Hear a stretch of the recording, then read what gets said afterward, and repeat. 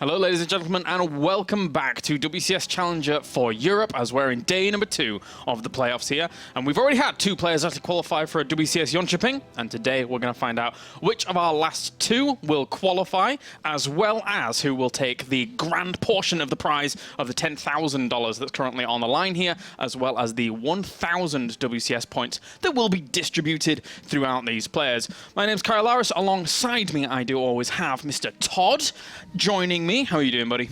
I'm doing great. Excited here, in particular for the first 2 PvZs that we are going to have. With Terran not doing so great right now in the European region, it comes down a lot to these PvZs, and we got 2 of them here to qualify some of these guys here. In our first 2 matches that we're going to be broadcasting. So could definitely have 4 Zergs going through, Todd. That would be fantastic, wouldn't it? As we do have... I hope it happens. You know what? No? We do have already qualified through Namsha and Serral. They'll be playing in our winners final. And then now we will be covering ShoWTimE versus Elazer. And then after that, we'll be covering Nurture versus StarCraft. Those 2 series will be qualifying matches. So whoever wins these first 2 best of 5s will be qualified for WCS Jönköping. Very important to note as well, the full schedule for today will be our 2 best of 5s, which will qualify the players for the actual main tournament itself. And then from there, we will have 2 best of 3s in the lowers. And then we will have our grand final to determine who is going to be walking away with $1,600. Well, whoever comes from the lower bracket will have a 1 map deficit going to the grand finals. That's very true. Very true. Man, I would love to see that ShoWTimE vs. Serral rematch. That would be so sick. See if ShoWTimE can bring it back. Yeah, and he might have to fight through a lot more Zergs on his way there. And we can start things off in just a few moments' time with, of course, ShoWTimE going up against Elazer. Now, this is actually a very, very stacked matchup in terms of what Elazer was able to do at BlizzCon back then. But ShoWTimE has kind of kept that continuous point of always being at the top, whereas Elazer dropped down a little bit. Yeah, in terms of results, maybe he hasn't been as good as some people would have expected him to be, but I would say Elazer is still definitely in the mix as one of the best Zergs out there in Europe, up against Protoss. And I mean, last BlizzCon, Elazer eliminated ShoWTimE. That was in the quarterfinals. Yeah. Like, we're getting a BlizzCon quarterfinals rematch here as a qualifying match here for Challenger, which is fantastic, I think. So it's going to be some good action, and it's best of 5. And that's what's important here, because after that, like, we play the qualifying matches first. After that, the next 2 matches, you mentioned it, will be best of 3. I think it's so much better that these are at least best of 5, because these are the important matches here, or more important so than later on when you play just for money, right? Like, you want to at least qualify. The status and the qualification, very important. We're going to get into things now, as we do have Ascension to Aya going to be our first map between the 2 in this best of 5. Up to the top left-hand corner, we have in the red, it will be Mr. Armor ShoWTimE. And down to the bottom right-hand corner here, in the green, we do have Elazer. So, overall, as you say, very, very important match between these 2. And let's see how Elazer is going to approach the strong, strong style that we were seeing from ShoWTimE yesterday. Did you manage to go home and try out a little bit of the ShoWTimE PvZ? I did. It's very hard to do. Yeah? Like, especially the Sentry High Templar synergy is incredibly hard. Like, the first few games that I did this style, I just got absolutely smashed. It took me some time. Like, I'm already starting to do it a little bit better, but I know what he does. I know what I have to do, but it's still very hard for me to do it as clean as he does it. Yeah. And I think that's what's so impressive. Like, mechanically, ShoWTimE is super sound, and he never misses a bit. Like, he always gets the transition right, and also his build order are very, very crisp. Like, using his build orders, I would say it's quite hard if you don't know them as well as he does. And he's definitely worked a lot on them, like you can tell, and picked like a main build order per map usually, or maybe 1 or 2, and he executes them really, really well. Yeah, it used to be in the earlier days of StarCraft, especially in the earlier days of every expansion, build orders would sit at, you know, maybe 1 all the way through to 2 bases, etc., etc. But nowadays, you got people like ShoWTimE who are refining their builds down to like 3 to 4 bases, a little bit of crisis management here and there. It's a long process and a lot of moving parts in it. Elazer actually on the league, like in the non-Korean rankings, is in 5th place, which is incredibly high. So he's still been posting some pretty good results. His versus Protoss is his best matchup with over 66%, which is quite crazy. Like, it's not 75% sure, but like he plays very good competition consistently and beats him. All right, well, the wall off for ShoWTimE on the other side has begun, and we're going to see probably the Stargate go up to the top left-hand corner. Elazer won his last 11 series against Protoss, and that includes names like Mana, Hearthstem, Neeb, and Tails. Neeb's in there as well. Jeez, that's impressive.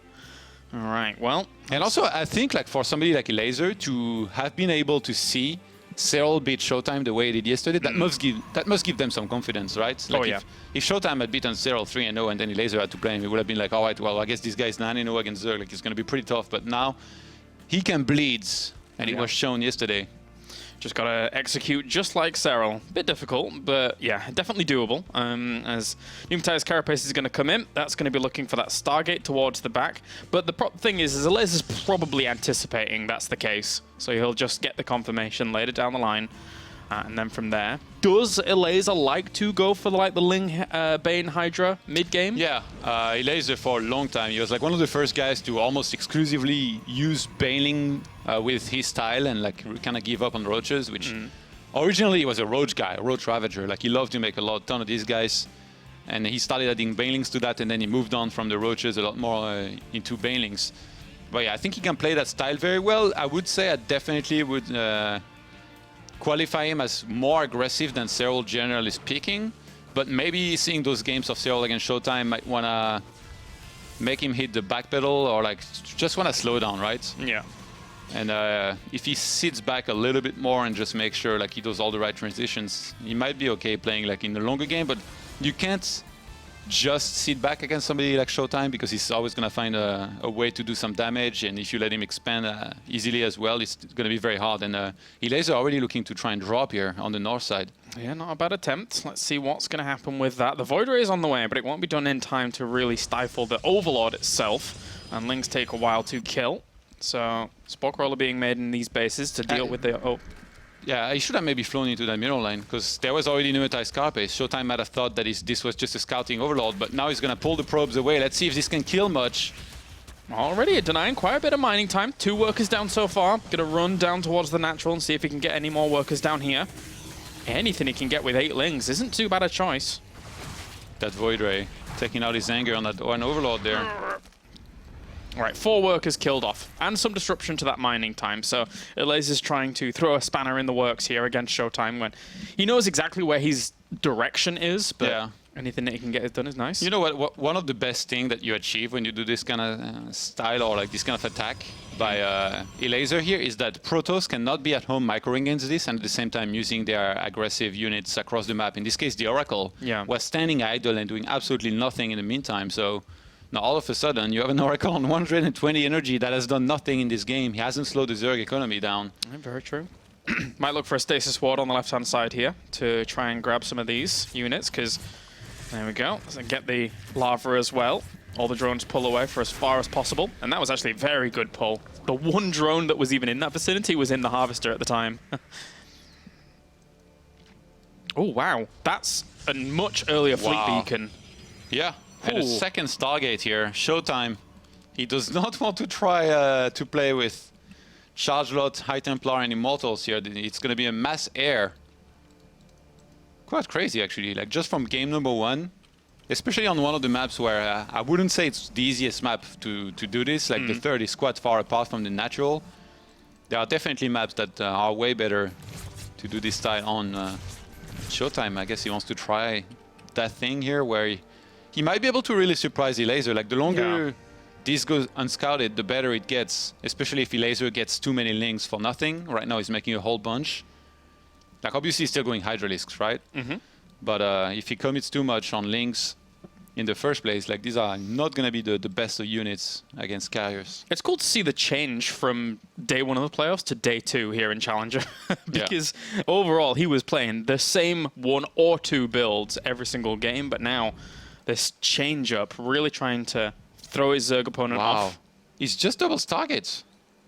So it's not going to be mass carriers. Like, he's going into Twilight Council and the Forge. So ShoWTimE already thinking about some transition. Maybe he just wants to get a few carriers. Maybe make Elazer overreact. Oh, nicely done there by Elazer, but at the same time he did lose quite a few drones on the other side. The drones are just out of range to trigger that stasis ward, but one gets sent in. Elazer sacrifices it. I think he could have gotten away with extra mining, but that's regardless, whatever. Okay, I think ShoWTimE, here's the plan. Like, he thinks, obviously he's playing against Hydra Bane, like, and he's right in that. It's very hard to have enough overseers to spot that army, right? To kill it under the mothership. So his plan is to go for mothership and get a ton of adepts with glaives to deal with the Hydralisks. So the Banelings and the Hydralisk are still going to have a very hard time dealing with this army unless he gets like a ton of overseers, which, I mean, not only does he need to know, he needs to be able to afford that many of them, because otherwise they get targeted down by carriers and they get taken out super fast. So it's very interesting. I wonder if ShoWTimE actually, like, behind this will keep on expanding or actually attack. I would say probably expand, but then, like, it's just such a weird tech tree, right? To go from, like, well, where do you go into? Charge and then add a High Templars? Even that, like, that would be really weird. I'm impressed at how much of this has been kept in the dark, really. Elazer, he's moving forwards with these Hydras now. Oh, that wall is going down very late here for ShoWTimE. I think Elazer will bust that down quite easily here. There are sentries here ready to force field on that ramp, so Elazer does need to be pretty careful. Yes, he does. Oh, the oracles do die off, so even if he wants Revelation, or Stasis Wards, importantly, that were used heavily in defense yesterday, are not going to be allowed. I'm gonna toggle Elazer's vision. I want to see his vision when he sees the carriers and the cloaked units. Yeah. Because he has only one overseer as well. He's getting very close to it. There we go. You just saw them? No, he pulls back. Yeah, it's time to run away, I think. Yeah. He's trying to deal with some of these interceptors. There are not that many here. This might be a good time to take a fight. Mothership wasn't in a great place for that. Here come the Banelings, though. They don't have centrifugal hooks. Force fields will keep them out for and at bay. Great force fields, but those will run out, and there is enough Mothership Hydralisk here. Ooh, Mothership having to micro that as quickly as possible back while everything's being cloaked here. There's no detection even. Nope, still no detection. But those interceptors, they're stepping outside of the cloak range. Look at, did you look at Elazer's vision? It just sees like a big blur. And he's still fouled, like, for the longest time. Yeah, I didn't see his vision, not during that. It's so funny, because he can't really see anything, so he's just gonna attack move, and then these Hydralisks end up killing the interceptors. You should look at it, like, next time he moves up. We'll do. Obviously, we'll see the units at first. I wonder if ShoWTimE actually goes for the Overseers for sure here. But, okay, there's not many Banelings there. If ShoWTimE gets a lot of Adepts here, he might be able to deal really well with this, because Adepts, they do great against these Hydralisks. More Banelings morphing in, and the Infestation Pit on the way as well. He wants to transition on, knowing that the carrier production is well in swing, and his army is going to move up onto the high ground now. ShoWTimE greeting it onto the high ground, gets himself one Overseer. Banelings rolling in on the third base. ShoWTimE's not looking! Oh my god. Oh, ow. Ow, ow, ow. Yeah, that was good. Wow, and immediately behind this, Elazer is like, all right, I'm happy with that. I'll start Burrow, Pathogen Glance. You want to play carriers? I'm going to show you why Infestors can be pretty good against this when playing from ahead. He's almost maxed out there against the ShoWTimE, who's on 137 supply. Splitting his army in two as well. There's a small contingent down on what here, the Lings. There's a few Banelings down there as well, but they're going to go in for some more economical damage. And actually, I mean, ShoWTimE is being kept really restricted. Yeah, Elazer's just stretching him out of position all the time here. Look, he's moving up the ramp again, taking out that one pylon. He can pull back very easily behind this. A lot of the time, against this kind of composition, you will need to go into Hive pretty quickly. Now we do finally see that starting from Elazer. He actually started a Spire, then cancelled it. I think he realized he didn't have that much gas income just yet, and it's probably better to get Infestors first and probably go for Neural Parasites, because he already got Pathogen Glance. Yeah. But this is a very strong timing here that ShoWTimE might be able to go for. Yeah, it feels like this is kind of the one opportunity he's going to have for a long time. He actually recalls back, knowing that the Lings are actually putting on pressure towards his third base. Oh, Elazer is relentless here with those run-bys and Zerglings, and that last Baneling attack that he had, killing 24 probes. I mean, after that, it's just so hard to recover. He was attempting a wall in at the natural as well, thinking that the Zerglings might come along, and they burrow. So they're just going to pose even more of a threat in a moment. Where we have sentries morphing in. Surely with these carriers, at this point, like, look at Elazer's Infestor count. He's just going to build that up like crazy. Yeah. He's already in the middle of the map with the Crypt Tumors, so essentially he can bring a ton of spores if he wants to across the map to fight with his army. Like, those move pretty fast as well on Crypt. Lynx looking for damage. Can't do anything against this. This is the Protoss version of mech. Once this army is built up, there's only going to be this army to try and roll across. And Elazer is not actually going neural. So I think he might just make a ton of spores, go across the map and fungal the interceptors and kill them all with the Hydralisks plus spores. I mean, fungal against interceptors isn't bad, to be honest with you. Kills them off pretty quickly. Very costly for the Protoss and lacks a lot of damage once they're fungaled. We do see an Ultralisk Cavern starting there. I guess he has +2 melee, so it makes sense. Yeah. Even though he's getting +2 missile right now, he's Elazer here. Neural Parasite finally does start here. And ShoWTimE's gonna start +3 air weapons, Templar Archives as well. And actually, if ShoWTimE gets Storm here, and a lot of High Templars, he's still very much alive in this game. There's but neural on the way. Yeah. This army of Elazer is super scary, and it's going to be really hard to feedback them to these infestors, right? Like, you kind of have to win the fight. But there's so many of them. This might be a really long game, actually. I thought that Elazer was just going to take it by being more aggressive, but he slowed down a lot. I'm not sure why. If he could have looked at the supply. Yeah. Might have just gone for the attack, because he had way more. You have to respect carriers, though. Like, you overextend one time, and then you're going to be in a world of trouble. You might not be able to remake enough units to defend the counter-attack. That's right, got to prepare for it accordingly. That's what we're seeing Elazer doing here. He does have 3 infestors just sat in the middle of nowhere. Really wants to bring those along with him. But that is a ton already burrowed and looking to shark about. Sharking in the boots. Shark in a boat. Okay, so Ultras on the ground here, actually being made. I guess they are very tanky, like... Deal with the Adepts. Yeah, and carriers can't really afford to target them. Mm-hmm. They need to be targeting everything else. There we go, Neural Parasite is finished. There is an Observer here, but it's very far in the back for ShoWTimE. He cannot afford to clump up here. He's gonna reveal... He only saw one of them. Okay, no. Oh, he's killing so many of them very, very quickly, as well as the Storm, but that's going to be a few Neural Parasites onto some of these carriers as well, while the Hydralisks are going to town on it. Only 3 infestors remain there, as they're Neural Parasiting some of these units still. The Ultralisks on the ground are actually chewing through the Adepts, and Elazer actually takes a bit of a supply lead in terms of the army, but can he get to the back of the carriers, as well as that Mothership trying to focus it down? No, not even. The Hydralisks couldn't really get towards some of the more expensive units there. Yeah, and ShoWTimE's running out of interceptors here. In the meantime, his third base was being attacked. He lost 28 probes in total here on that fourth and third base at the same time. And Elazer takes game number 1 here after ShoWTimE trying to go for carriers. It's very hard to follow those engagements and know exactly who's winning. I didn't see it either, to be honest. Yeah, I was looking at the fight with you, and then I saw an alert on the minimap, so I clicked, and I mentioned it, right?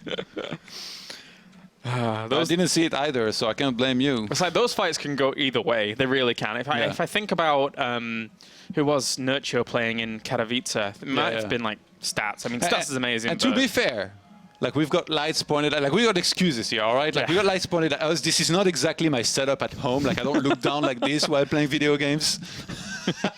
True. So we got excuses, all right? Yeah. I got your back, man. All right. Thank you very much, man. I do appreciate that. But yeah, Elazer 1 game so far against that, but that wasn't exactly the ShoWTimE that we were expecting to come into this series. Not with that kind of style, at least. Yeah, it was an interesting choice. I do think, like, I don't think he was messing around in particular or anything. I do think, like, this is a legit build. It's just that Elazer was solid enough against it. And I think ShoWTimE was doing okay up until the point those Banelings blew up, like, what was it, 21 to 24 probes on his third base. A ton of Banelings. He just didn't see it coming, which is uncharacteristic of ShoWTimE as well. He might have... Maybe if he had a wall there, might have been able to see it coming better, but... I mean, I wonder if Serral's put the fear of Zerg in him, because after seeing how well he did against his previous Zergs, and then Serral dismantled him, going into this series, if we see a different build to the one he used yesterday, then who knows? Yeah. One thing that Elazer does super well, by the way, against Protoss, that not many Zergs do, is dropping. Like even, whether it's Banelings or even the Lynx in the start, he drops a fair bit. And I think like that's really, really strong when you're able to do that as well as he does. Like remember this game, right? He dropped Lynx, he killed 3 probes, prevented some mining time, and also prevented ShoWTimE from using his Oracle for a long time. The Oracle had so much energy, did almost nothing. Usually we see ShoWTimE the one applying pressure. Now Elazer was the one getting in his face. And then they weren't even used for stasis wards later down the line because they died to the Hydralisks. Yeah. So not exactly the best spot there, as we're going to head into game number 2 now to figure this out. Look at Elazer, man. Some say he styled his hair weeks ago, and ever since he's been practicing. You saw that photo, man. No? All right, we do have down on the board to the bottom. It's going to be ShoWTimE in the red, and up to the board at the top. Currently 1 game up in this qualifying series for WCS Jönköping. It will be Elazer in the blue. Yeah, ShoWTimE after a game like this, definitely wouldn't be surprised if he went back to basics, playing a little bit more charge lots, Immortal, High Templar style.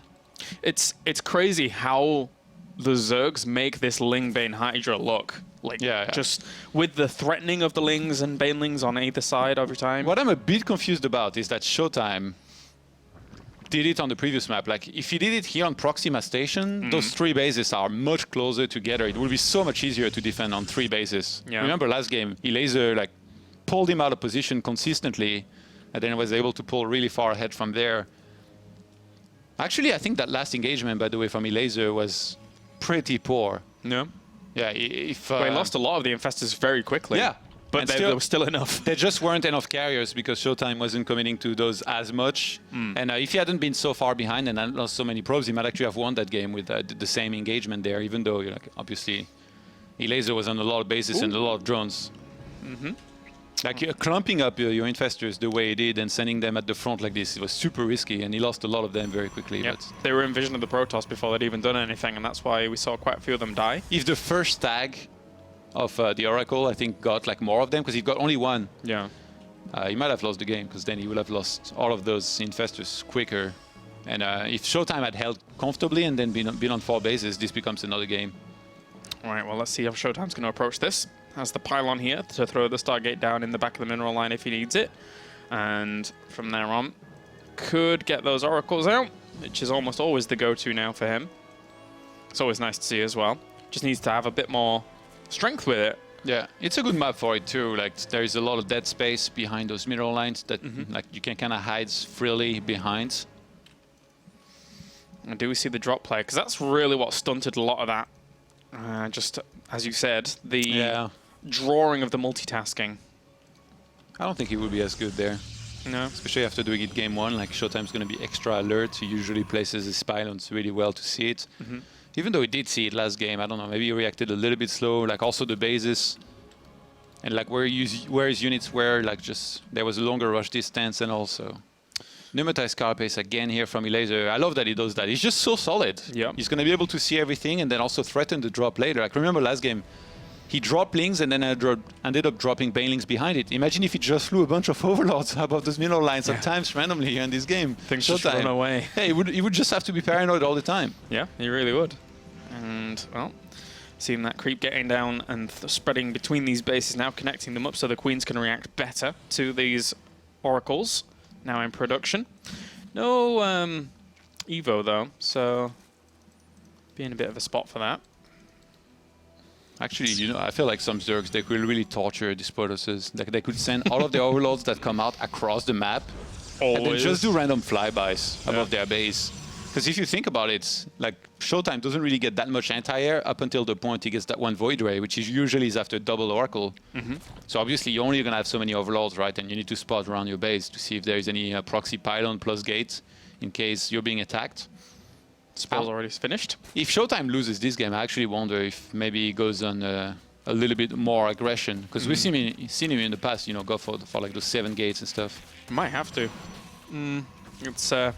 It would be trying on his mind if he was to lose this game and have to recover from 3 against someone as strong as Elazer.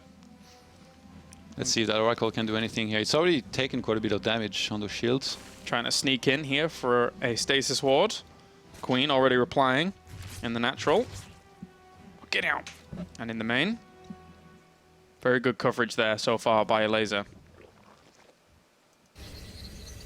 I wonder what ShoWTimE's going to go into here behind this. We don't have a Twilight or Forge just yet. The third base is going to start first and foremost. Oh, guess a drone or 2. Backs on out.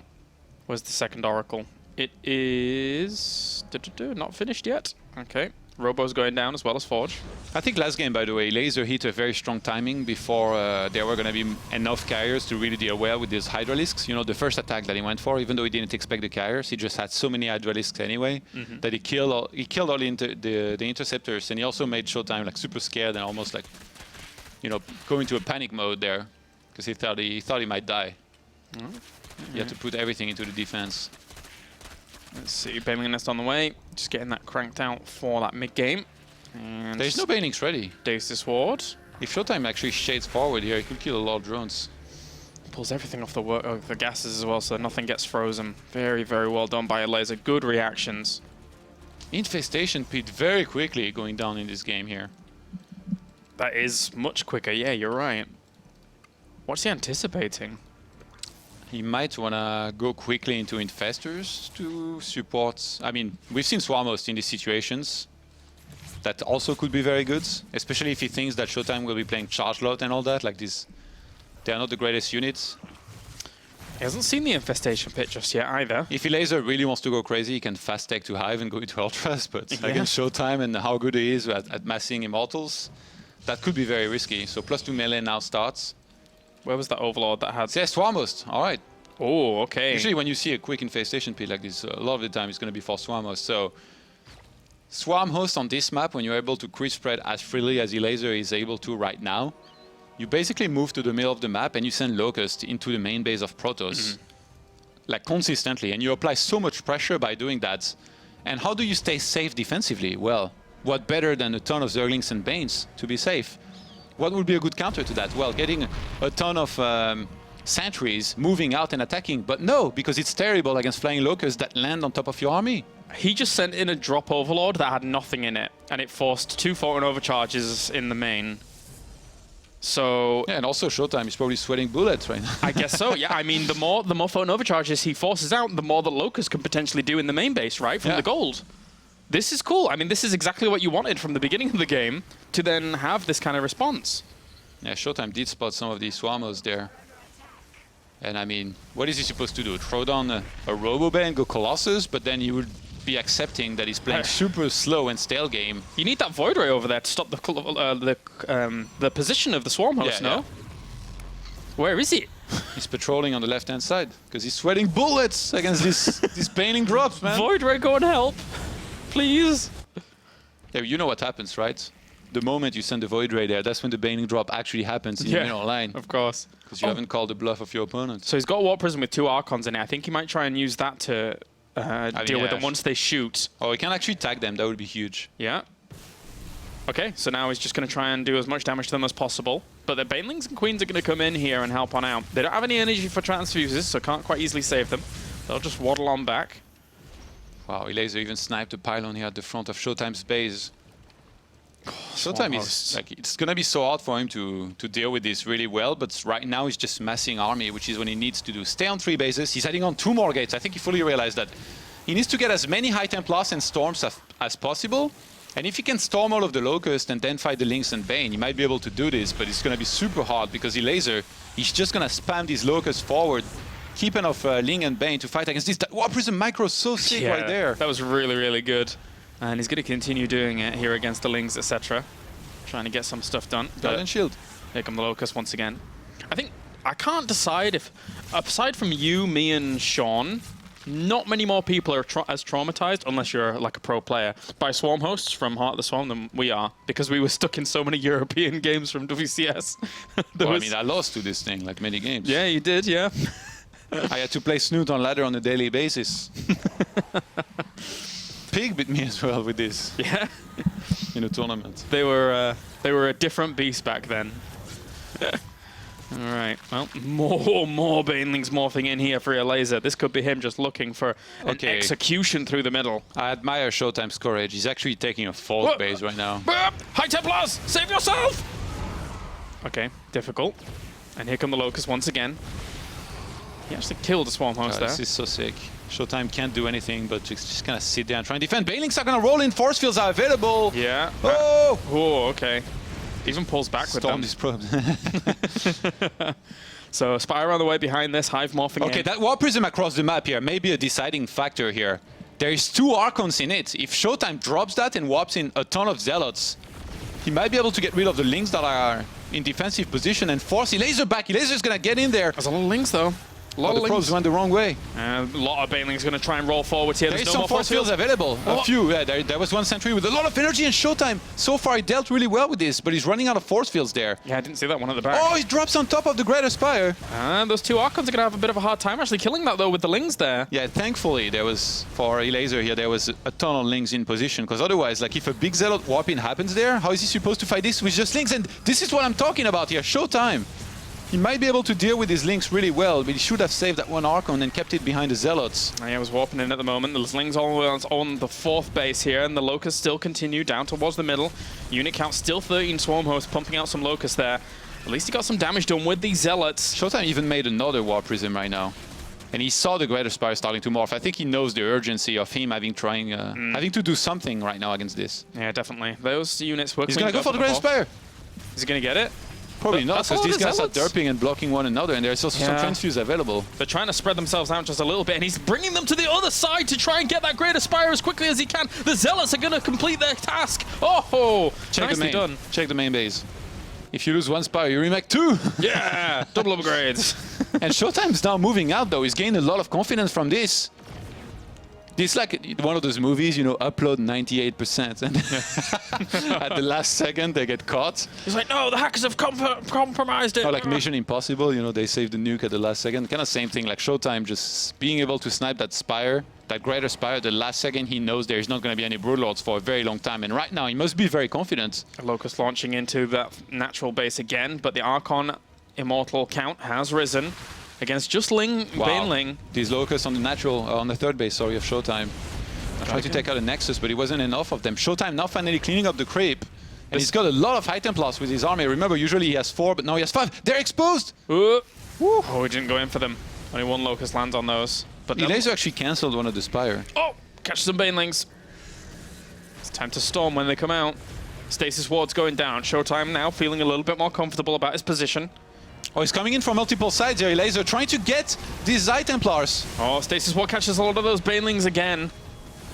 And that gold base actually might die here. Yeah, it's going to go down. The Immortals will rip it apart, but there's still a lot of Lings. And Banelings coming in. From behind. Swarm Host coming in as well. Good force fields, great storms, killing a lot of those Lings, bringing them down, making sure that he can zone them out while this fight is going on.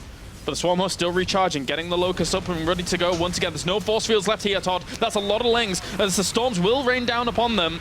And ShoWTimE is morphing a ton of Archons behind this. The Warp Prism will be targeted down, but there's so many Immortals left over. GG. Oof. The German Protoss brings it back here.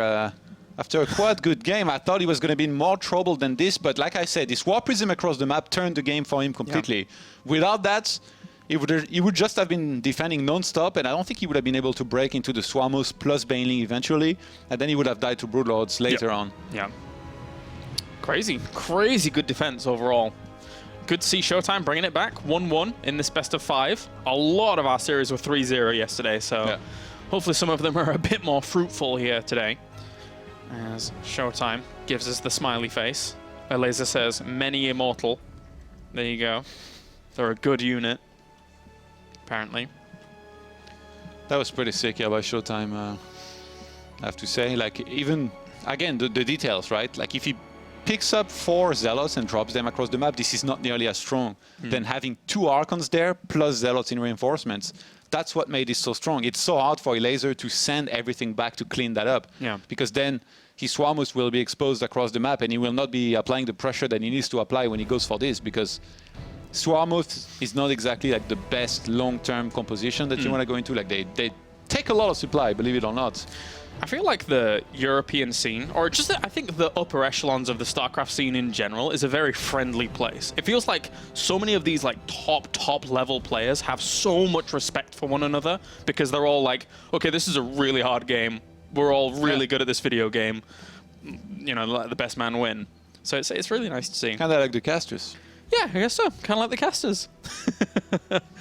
Everyone knows each other for so long. Everybody's kind of almost grown up with each other at this point over like the last 6 or 7 years. It's crazy. This was our version of like high school and you know the football team and the jocks. There's still that. I'm still that nerd in the corner with my glasses saying, "Oh, I wonder what this math problem's going to solve."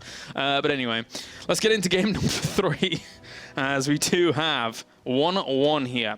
currently in this best of 5. Down the bottom left-hand corner, do have our red Protoss. It will be ShoWTimE.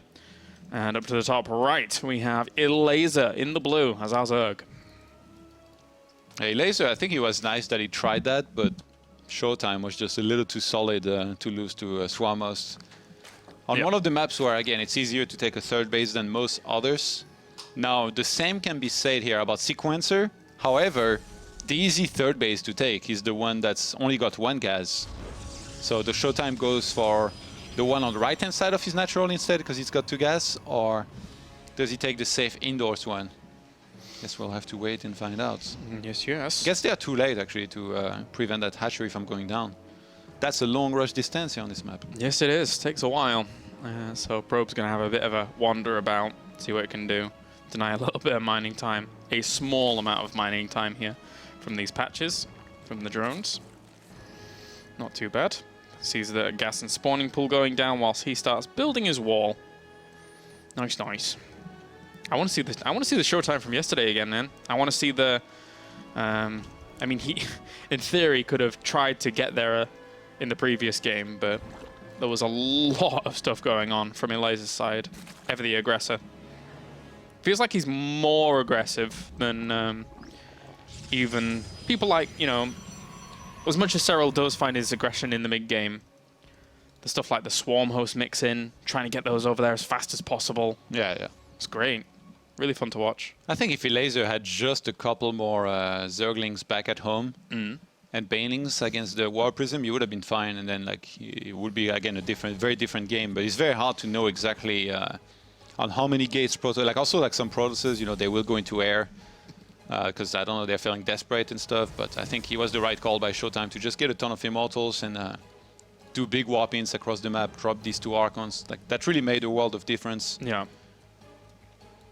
I know, like, I would have felt at such disadvantage if I was him, just because you're being pressured so much while you're stuck on 3 bases against a Zerg that you saw right before you saturate the gold base.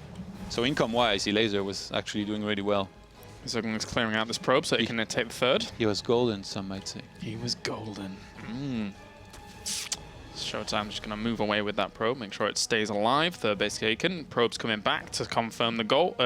Not the gold. You've put it in my mind now. Confirm the third base. And Overlord hanging out, keeping an eye on the front wall. There's no gold base on Sequencer KLRs. No, no. And before, like, some random gold digger appears. It's like his ball and starts going into the river, looking for gold of Sequencer. Like, there's not even a river, he's just digging through space. Like, we're in space, mate. There's no water in space. Actually, I tell a lie. There is, kinda. But anyway. Alright, so Overlord's going to head on him. And Pneumatized Carapace just about to finish up so he can get confirmation of that Stargate towards the back. And then just scoot on out. Hello. I think that because ShoWTimE doesn't go for Resonating Glaives behind the initial Stargate units, Elazer could actually get away with making a ton of drones, like a lot of them. Because he doesn't need to get that many links, right? And ShoWTimE doesn't really hit with Adepts. He bluffers a lot, right? He goes forward with like 6-7 Adepts and then he doesn't shade in. So if Elazer only made like, say, like 8 to 10 links and then just drone up like a madman, delay those links as much as possible, he might be able to get really far ahead. Like, obviously it's still a decent commitment to have to make this many links, and also like if he gets it wrong and Adepts actually shade in, then he's dead. Yeah, that's true. I do like the, say, the 8 to 10 links, for example, because I loved the drop play in game number 1. I think it really stuttered and ShoWTimE's position a little bit. And also ShoWTimE, he is capable of mixing in different builds. Like, I'm looking at his base right now. He's getting a Twilight Council and a Robo. Like, could he be getting Glaives in the Tunnel Gateways here to actually be aggressive on a map where the third base is so easy to take? Could be. Could he be going for the Dark Shrine and then trying to find some aggression that way? Usually this late, I don't think you will go for a Dark Shrine. Okay. It's not worth it. Yeah, it's Glaives. Cool. If he starts like 4 more gates right now, and Elazer thinks the way I just talked about, oh my god. He starts 2! There's already 2 gates. 3! Oh no. Uh-oh. Dun dun dun dun. Oh, there is more in the main. Oh, there is a lot more. I cannot believe. I was just talking about how ShoWTimE doesn't really go forward with adepts a lot of the time, but this is why he's such a great player, because sometimes he will mix in a different build. I'm not saying that this is necessarily going to work, but just going for this mind game alone is, I think, so smart. Like for Elazer to be able to read into this properly, like he's obviously... Oh, that was a big hit. Nicely done. Yeah. I think ShoWTimE picked up on the fact that Elazer scouts with the initial overlords with Pneumatized Carapace, and after this it's chased away or killed, he doesn't come back with it for a long time. He's morphing in defensive banelings though. What's he seen that's really kind of tipped him off? He saw a couple of adepts moving out, which you always need to respect no matter what. But in this case, there's just going to be so many adepts that ShoWTimE is looking to overwhelm completely. He's going to want to split his adepts and make these banelings not be cost effective, and then he's going to be able to deal with the Zerglings. A second stasis ward hit in the main base that we didn't quite capture, but yeah, this is going to be a lot of adepts. 8 morphing in at any single time. Here comes the Water Prism as well. He should just show the 5 adepts and then move back and then say, surprise. I think he knows that Elazer is not scouting much right now and doesn't know anything. He's probably droning up. Look at this, Elazer has no clue. drones and infestation pits. It looks all the same to him. Okay, he has 23 Zerglings and 5 Banelings against 21 Adepts, and a lot more to come here. Thanks to that War Prism, Elazer is going to get the bad news now, and let's see if he can defend. If ShoWTimE splits well enough, he shouldn't lose this. Oh, and there you go.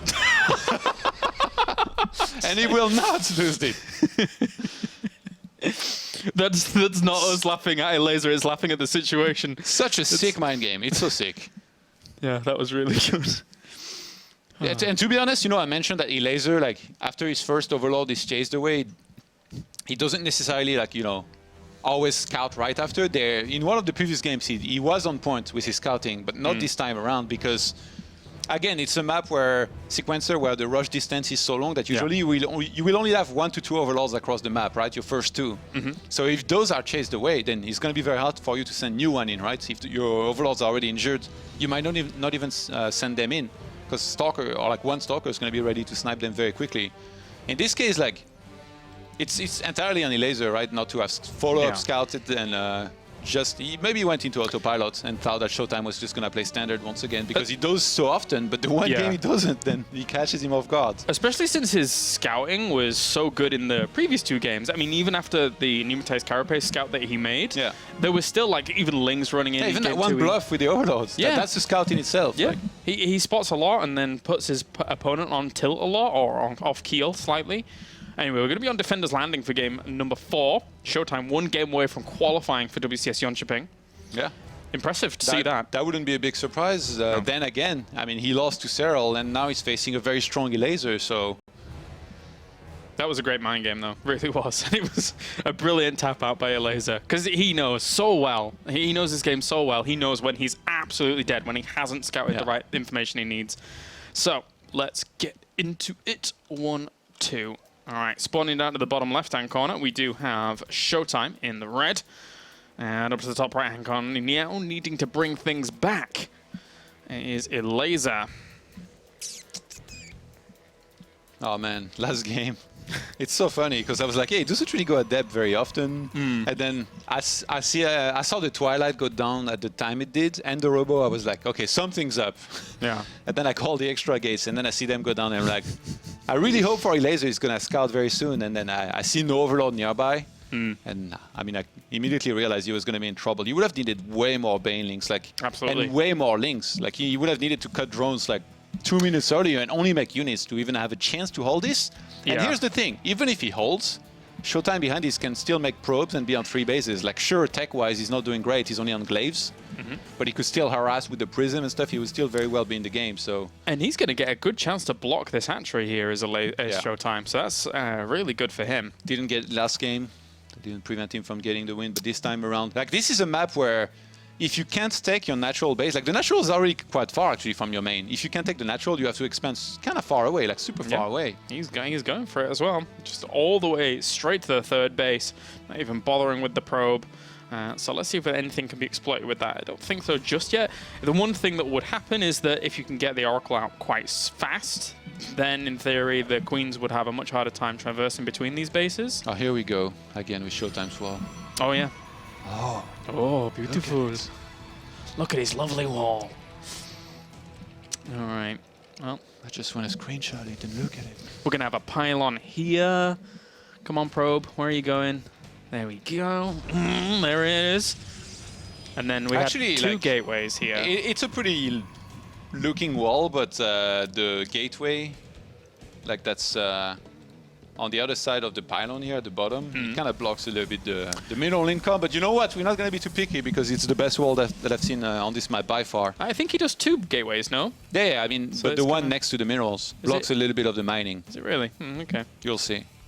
All right. So, But I can't be too picky. I mean, my wall on this map has...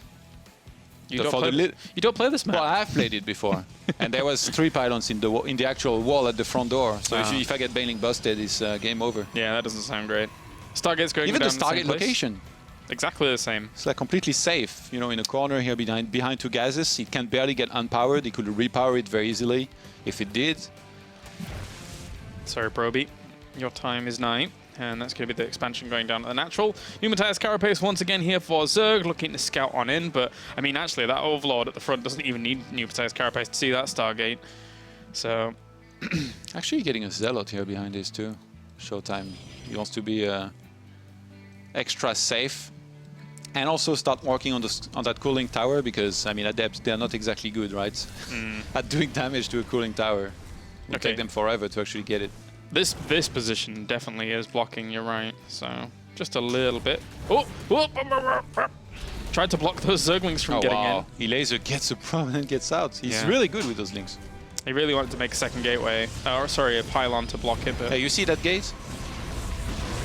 yeah. Next to the Nexus, It's it blocking. blocks a little bit, but I mean, not that much, right? It's still like the best damn wall I've ever seen on this map, so... Yeah. All right, well, Link's trying to get in still, but not to any successful rate. And as the Oracle's going to fly on across, see what they can get done. Where are our stasis wards? Because On this map, I wouldn't be surprised if Elazer just wanted to mass pure Hydralisks and Banelings and then try to be very aggressive, kind of like we saw him do in the first map, just because there's so many avenues you can attack from. And taking the third base is always going to be way harder on this map than on most others for Protoss, I think. just chasing that, that Oracle back. Phoenix out. Let's go Phoenix. Maybe you wanted to save some mineral and gas instead of getting a Void Ray against a Phoenix. Yeah. Like, we saw a lot of double Oracle into Void Ray. Maybe because of the map, if he thinks that there could be a timing headed for him, like all the style that I just talked about. ShoWTimE is going to start that third Nexus, and then that's behind it that we're going to find out what he wants to go into, whether it's the traditional Twilight Council plus Forge for charge and +1 attacks or something else. It does look pretty standard so far, build order-wise here from ShoWTimE. I wonder actually where he would put his Robo. Just because like the wall on this map is like, you know, quite crazy in itself if you put your Robos behind the wall. Yeah, he was putting it in between the natural and the third last Yeah, game. but he got sniped, remember? Like Yes, it he died did. and then he had to remake it. Wasn't the easiest of spots. Starting to make his wall here now. We saw a few gateways at the front of this one when we previously saw ShoWTimE play the map to try and solidify that spot. I think he's in Revelation. the same spot as last time, yeah, his Robo. Oh, has he put it? Yeah, pretty much. All right, so Baneling Nest on the way. Just trying to really assess the direction that ShoWTimE's going to go. There's the Twilight Council and Forge going down. So it looks like the ShoWTimE standard build where he goes charge, +1 attacks, then later on into Storm, big gateway explosion, usually with a big wall around his third base. It's interesting actually that he gets this big wall because it helps against the Banelings, but against mass Hydralisks, I feel like if you have a big wall like this and you get attacked and those gateways die, you've lost the game because then you can't make enough units to fight against them. Link's find some probes. He's trying to force some force fields there, but ShoWTimE's gonna stay patient. Yup. Patience of a saint. Very well. Patience of an architect, my friend. You gotta be when you're building buildings. That's how it works. That was only one drone on that stasis ward. Double Rome robot wasn't mission. built in one day, guys. No, it was not. And even to this day, we still don't know how to make their amazing concrete, but ShoWTimE does. He just not is. He just isn't telling the rest of the world. Damn you, ShoWTimE. Yes, that's it. I'm such a nerd. That's He the didn't problem. stop at Rome. He made the pyramids of Egypt as well. Yeah. He was orchestrating the whole thing. We are getting an update that Serral has defeated Namsha 3-0, so he will move on to the grand final. Cyril putting an end to this hype train pretty easily. Namsha is still having a crazy performance here and qualified for WCS Jönköping in his own homeland. Still got another shot at being in the final once again, but if you're going up against Serral, I don't think anyone wants to play against Serral at this point. Serral's on route to win the whole stats thing. actually show Serral some respect. Yeah.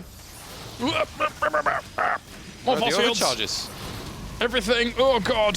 The Mothership Core was fighting these Zerglings that were on the rocks. There was a sick bluff in the main. Look at that Overlord. It flew in the main base and now the natural. Oh. Oh, Elazer, you... You dog. Yeah. That is I pretty didn't want to crazy. say a word, but... And the Swarm hosts while all this was going on. I didn't even realize. Tagged, but ShoWTimE doesn't have that much yet. With a couple overcharges, he should be fine. Thankfully, he almost has Storm as well. He's going to try to catch some of them.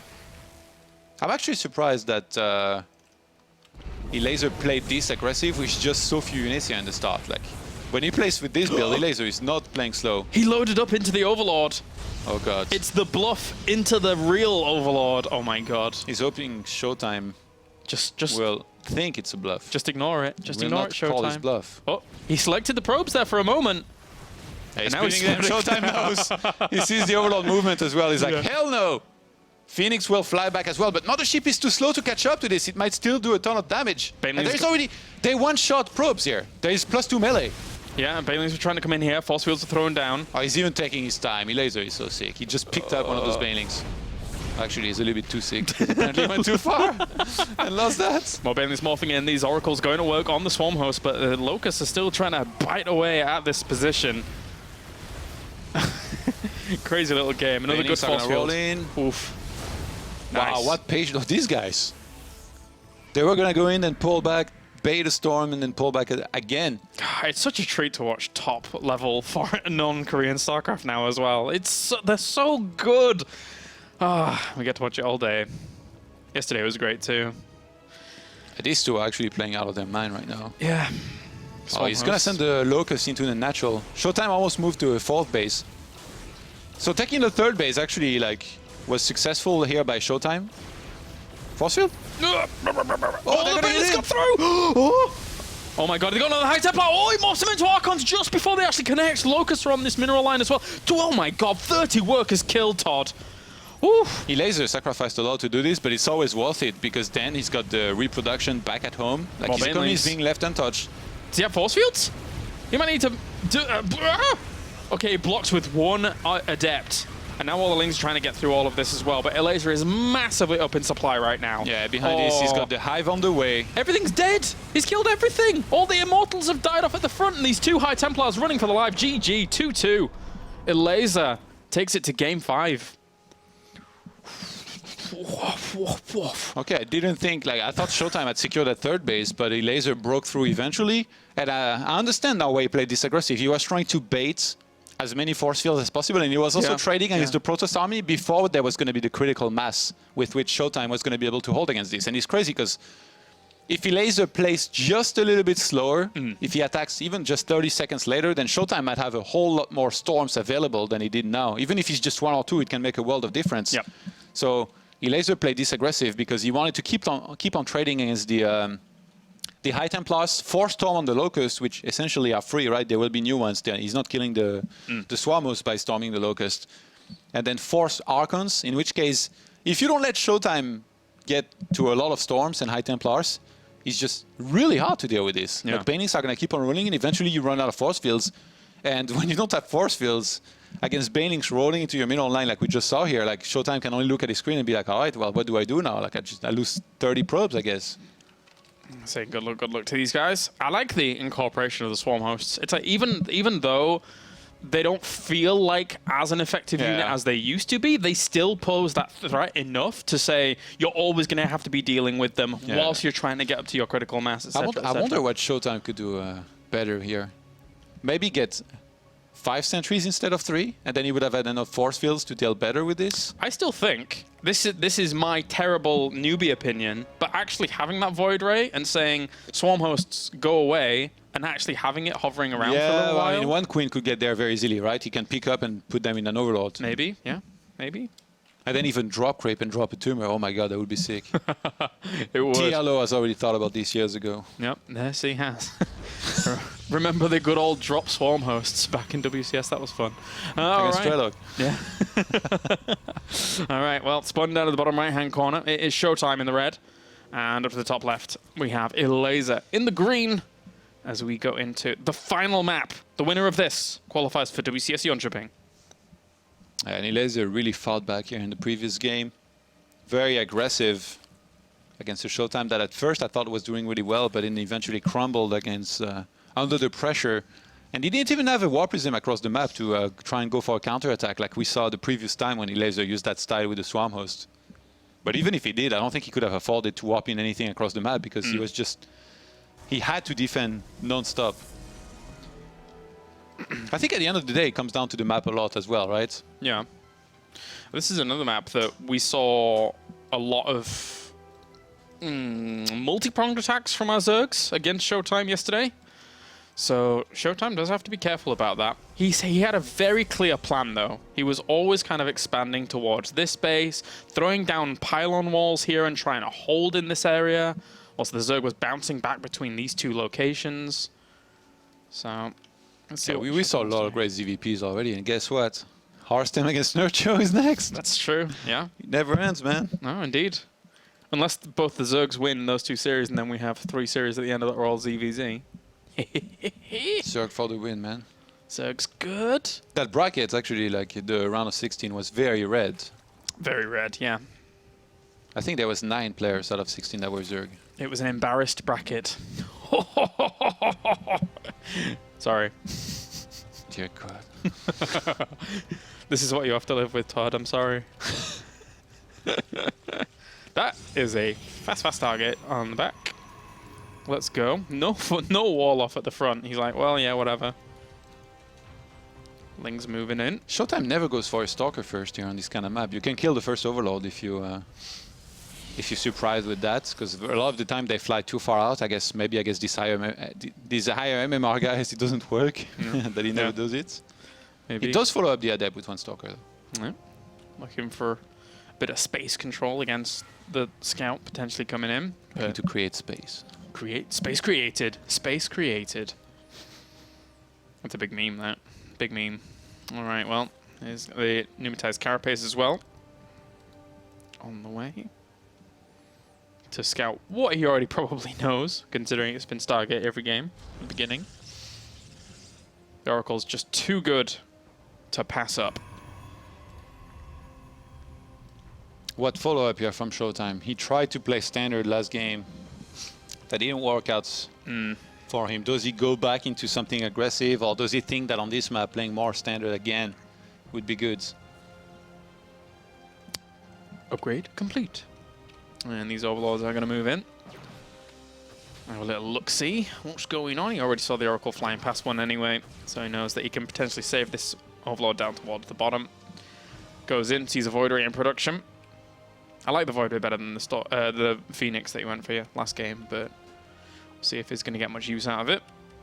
Remember, sometime it's in those game 5s that we see the craziest builds and attacks. I don't think like the chances of ShoWTimE, you know, going for some sort of 7-gate follow-up here are that high. Well, you never know. Yeah.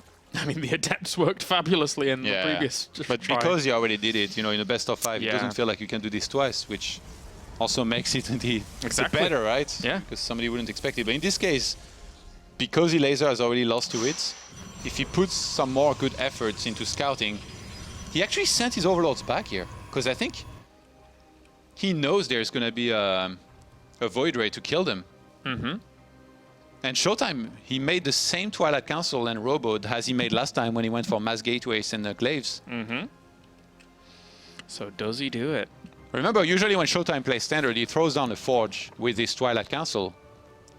I wonder, does he do another 8 gates? Because like you start the 3rd base, it doesn't matter. Like you don't have to use it, right? It's just there to be scouted and try and tell the opponent that you actually... Yeah, Glaive starts! Uh-oh. Yeah. He's going for it! On Sequencer, he had really good spots to actually hide those gateways, and because the Void Ray has pushed, or at least limited all the Overlords on the other side, it's going to be difficult for him to scout again, so... Yeah. It's going to be up to the Lings. I'm surprised. I think like Elazer. Oh, there's an Overlord on the way. Okay, here's the thing. Elazer takes very late. And speed Overlords, they're quick, but they're not that quick. If he takes quicker somehow, and then add an Overseer, like Overseers, they just leave Void Race in the wind. They're way too fast. But he's not going to have an Overseer to work with. Lynx can't squeeze past that Adept. Very important. This Overlord, what did it see? Nothing. Didn't go into the main. He's starting Spine Crawlers. I think Elazer realized. He saw the Adepts on the third base and he was like, wait a minute. Usually, ShoWTimE gets a couple Adepts and then he whops in 3 sentries with the first 3 Adepts. That's true, yeah. So he picked up on what was happening. And if Elazer only makes units from there, I think he might have a great chance to win. ShoWTimE might be in a world of trouble. And he's breaking down the rocks between his natural and his third base here, so it's making it easier for him to move around. Here come the Adepts. ShoWTimE is fully supposed to qualify here in this Challenger. This will be a big upset, and Elazer is morphing Banelings. He knows this is coming. Yeah, he does. 10 Banelings on the way now. All of this was spotted. He's even got a couple of Zerglings across the map here, denying that third base, getting the pylon here in that location. Oh, gets the pylon, that's so good. That's going to supply block ShoWTimE soon here, but I guess he's going to be killing units anyway. ShoWTimE coming in with Adepts. He's got a lot of these guys. Lynx charging against this, trying to slow it down, but I think there's only one Spine Crawler at this third location, and he didn't break down these rocks between the bases just yet. I mean, he's fine, I think, with the Queens there in that location. Does ShoWTimE transition or not? 22 Lynx, 5 Banelings morphing in. No, he doesn't. He's not making any probes. He's just getting some pylon, and he's going to keep on making Adepts. He's going to stay the course. So Captain goes down with his ship. Yes, he does. There are no walls here. The Architect is running with no ruler and pencil. It is all just Adept against Baneling, Ling. Centrifugal Hook starts, +2 on the way. Queens repositioning themselves. It's 23 Adepts against 50 Zerglings and 14 Banelings. I just don't see ShoWTimE pulling this off. Oh, it's a lot of Banelings. Remember, there is no upgrades either for ShoWTimE, whereas there is already +1 for Elazer. Now starting Centrifugal Hooks. He's got so many hatcheries to work with. He's just going to keep on outnumbering ShoWTimE better and better with every single passing second. ShoWTimE's finally going to go for it. There's so many Banelings. How well are the Banelings going to be? A lot of the clumped up down towards the bottom there did the Adepts, but at the same time, there's still a lot of them alive. About 20 or so here trying to work away at these Queens, but they're transfusing themselves. Yeah, the Queens can transfuse one another. This bought a lot of time here for Elazer. ShoWTimE still got a lot of Adepts left over. There's not that many Banelings left. There's not that many Banelings left at all. There's going to shade up towards the top here. See what they can get done. They do actually go into between these bases, trying to cut off some of the reinforcements if they're even going to come along. Banelings morphing in right next to this, but I don't think the Adepts are really going to have too much of a problem with those. Adept with Glaive attack pretty fast and deal really well with these Zerglings here. The Banelings are the real threat, but there were not enough Banelings to deal with them at first, but eventually Elazer defends and ShoWTimE will not actually qualify for Jönköping here. From the Challenger, Elazer will. And there was a lot of workers going down as well. Some of the Adepts had gone into those mineral lines to kill them off while all that was going on. So very well done there by ShoWTimE. Congratulations. Had to resort to some, I think, desperation tactics overall, realizing that Elazer had figured out a lot of his more long-term plans. Do you think so? I was still thinking so much about the game. I didn't tune in here. Would you just say that? That's fine. The answer is yes. There you go. All right, so that does it for our first series for today. We will have ShoWTimE advancing on. He has our 1 Protoss to join our 2 Zergs so far that have advanced on in the bracket to WCS Jönköping. Did Elazer win? And I'm wrong? Yes. What am I saying? We got 3 Zergs. You just said the Protoss, I think. But yeah, what am I on about? No, we got 3 Zergs, and we may be about to have a 4th one if Nurture can defeat Hearthstem. It's all about... It's all about Mister's year of Hearthstem to try and put an end here to the Zergling Bane era, Carlisle. Why did I convince myself towards the end that ShoWTimE had won? I don't know. Whatever. That's all right. Our 3 Zergs have advanced on. All right. So what we're going to do is we're going to go to a break, and then when we're back, we have our next qualifying match. It's going to be Nurture going up against Hearthstem for the final spot at WCS Jönköping.